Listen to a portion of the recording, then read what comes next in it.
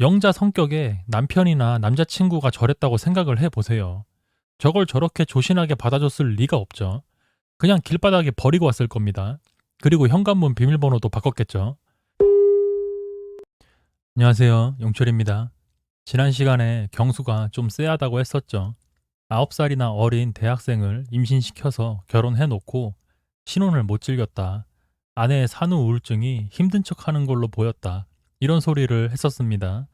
그리고 이번 자기소개 시간에 초등학교 4학년 된 아들이 있고 본인이 양육을 하고 있다고 당당하게 말했죠. 그런데 그 뒤에 나오는 디테일을 보면 참 씁쓸합니다. 사실상 진주에 계신 부모님이 독박으로 손주를 키우고 계신 거였죠. 서류상으로 양육권만 경수한테 있을 뿐이지 본인의 본능에 충실했던 대가와 책임을 아버지와 어머니가 대신 떠안고 있는 겁니다. 결혼 생활을 3년 정도 하다가 이혼했으니까 부모님이 손주를 5살 정도부터 지금까지 무려 6년이 넘게 키우고 계신 거죠. 본능에 너무나 솔직했던 엄마 아빠 때문에 진주에 있는 아들은 엄마 아빠도 없이 유치원을 가야 했고 학교도 다니고 있는 겁니다. 그리고 아들 장가도 보냈고 손주도 생겼겠다.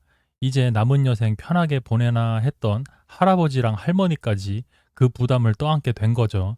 이 사람 한 명 때문에 아직 초등학생인 아들과 나이 드신 부모님들이 피해를 보고 있는 겁니다.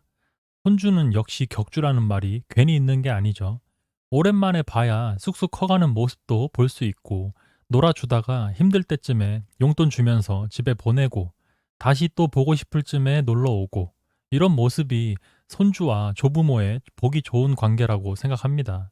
그리고 경수는 아이를 부모님한테 맡기니까 전처와 다시 사이가 좋아졌고 둘이 같이 서울에서 진주까지 이 먼 거리를 데이트하듯이 다녔던 것 같죠. 이희경 님도 저랑 비슷하게 생각했으니까 헐리우드 스타일인데? 이렇게 말하신 것 같아요. 그리고 영자도 저렇게 생각하니까 엄청 놀랐던 거죠. 분명히 아이 양육하고 있다고 말했는데 알고 보니 진주에 계신 부모님들한테 맡겨놓고 자기들은 사이좋게 만나고 있는 것 같은 느낌을 받은 겁니다. 광수가 솔로 나라에서 잘된 분이 전처랑 친하게 지내는 걸 불편해하면 어떡할 거냐 이런 질문을 했을 때 여자 출연자들이 질문 좋다 이러면서 웃고 있을 때 영자만 완전 썩은 표정으로 정색을 하고 있었죠. 이미 경수가 어떤 사람인지 파악이 끝난 것 같은 느낌이었습니다. 아, 이 사람은 서류상으로만 이혼했지 가정은 아직 완벽하게 분리되지 않은 시한폭탄 같은 사람이구나. 이런 걸 직감적으로 느낀 거죠. 전처도 끊어내지 못하고 아이는 부모님한테 맡기고 솔로처럼 자유롭게 놀고 있는 한심한 사람으로 봤을 것 같아요. 전처와의 관계를 좀 더 디테일하게 보죠. 이건 제3자가 볼 땐 그냥 이혼하고도 친구처럼 지내는 쿨한 관계로 보일지 몰라도 큰맘 먹고 나는 솔로 신청해서 새로운 배우자를 찾으려는 사람 입장에서는 엄청난 진입 장벽입니다. 생각을 한번 해보세요. 경수랑 최종 커플이 돼서 재혼을 전제로 연애를 시작했는데 이 남자가 주말마다 전처랑 단 둘이 차 타고 몇 시간씩 고속도로를 달려서 진주까지 내려간다? 그렇다는 건 매주 연락을 한다는 거고 연락하다 보면 일상적인 얘기까지 나눴을 수도 있는 거죠. 이걸 이해해줄 여자가 과연 몇 명이나 될까요?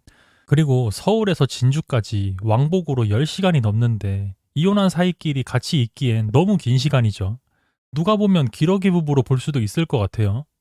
그러니까 경수도 그렇고 전처도 그렇고 사실 나이만 먹었지 고딩원바에 나와야 될 사람들인 겁니다. 그리고 주말마다 진주까지 갔다고 하는데 이것도 좀 그냥 제 생각인데 귀찮아서 몇 번 안 갔던 날이 있을 것 같은 느낌이 좀 들어요. 경수라는 사람이 과연 주말마다 저 340km 거리를 왕복했을까? 전 좀 의심이 듭니다.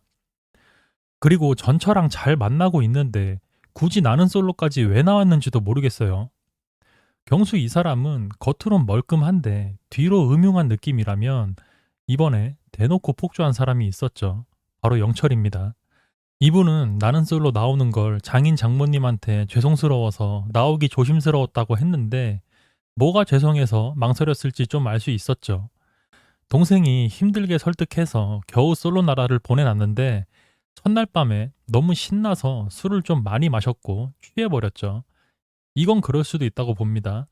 엄청난 긴장감을 가지고 솔로나라에 왔는데 공식적인 촬영이 끝나고 술자리에서 그 모든 긴장감이 사라지면서 저렇게 마시게 된 거라고 생각합니다. 근데 이해하는 건 여기까지고 문제는 이 다음이죠. 술자리에서 계속 영자밖에 모른다, 다른 사람들 이름도 모르겠다. 이 말은 영자 내 거니까 넘보지 마. 이렇게 선포를 한 거나 마찬가지입니다. 이게 근데 위험했던 게 뭐냐면 하마터면 여자 출연자 전원이 등을 돌릴 수도 있었던 발언이라는 겁니다. 일단 영자를 제외한 나머지 여자 출연자들을 무시하는 발언으로 볼 수 있죠.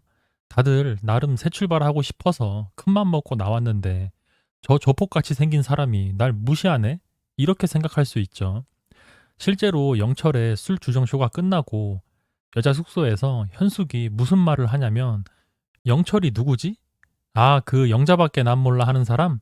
그 사람 영자님 거니까 맘대로 하세요. 뭐 이랬죠. 이미 여자들끼리 무언의 합의가 있는 겁니다. 그러니까 영철이 그냥 너나 가져. 이렇게 말을 한 거죠. 영자를 은근슬쩍 폭탄 처리반으로 만든 거라고 봅니다. 심지어 영숙한테는 노사봉 닮았다는 얘기까지 했죠. 지는 홍금보 닮았으면서. 참. 아마 영숙이랑은 랜덤 데이트 아닌 이상 대화도 못 해볼 것 같습니다. 그리고 영자 입장에서 이제 만난 지 몇 시간밖에 안 된 사람이 너무 들이댄다고 부담스럽게 생각할 수도 있었습니다. 모쏠앤 돌싱에 낙화유수라는 분이 있었는데 만난 지 5일밖에 안 된 사람한테 목숨 바치겠다고 하니까 상대 여자가 부담스러워서 선택을 포기했습니다. 영자도 그렇게 될 줄 알았는데 영철이 실제로 보면 귀여운가 봐요. 영자는 아직 영철을 놓지 않았습니다. 솔직히 1화 봤을 땐 영자가 뭔가 빌런의 느낌이 왔었는데 오히려 반대였죠. 영자가 술 그만 마시라고 했을 때 영철이 갑자기 그런 말 함부로 하지 말라면서 삿대질까지 하는 장면이 있었습니다. 완전 꼰대 같은 모습이었죠. 어디 남자 술 먹는데 여자가 뭐 이런 느낌이었습니다. 솔직히 여기서 화내도 정당방위였을 텐데 영자가 잘 참았죠. 그나마 영자가 성격이 시원시원하고 날 첫인상 선택해준 사람이니까 좀 참았던 것 같아요. 영철은 나를 선택해줬지만 나는 경수를 선택했다는 미안함도 있었겠죠. 그리고 보다 보니까 나름 귀여운 것 같기도 하고요. 그러니까 술주정 부리는 걸 어느 정도 받아준 것 같습니다.